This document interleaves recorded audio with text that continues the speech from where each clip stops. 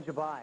The tricolor bracelet and necklace. Fantastic, fantastic. Because you bought, we picked you at random out of all the people that have made purchases on this program, and because of that, you're going to spin the dream wheel, all right? That's fantastic. You seen it before?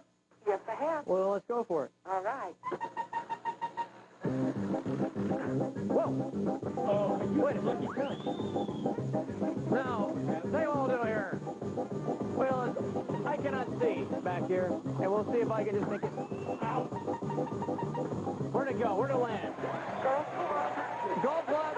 Out of heck with that. You got a $50 shopping spree, okay, Gloria? Thank you. Yeah, let's see. It broke. It broke, okay? Malfunction, that's all. But don't worry about that, Gloria, because you got yourself a $50 shopping spree, all right? Thank you very much. Fantastic. Hang on the line so we get your address to send that shopping spree to you because you got $50 to spend on TelShop, all right? Yes, thank you very much. Thank you. Let's go back to John. Could you pop for a few more while you're at it there, while you have control of the wheel? Maybe lay a few more on the rest of us?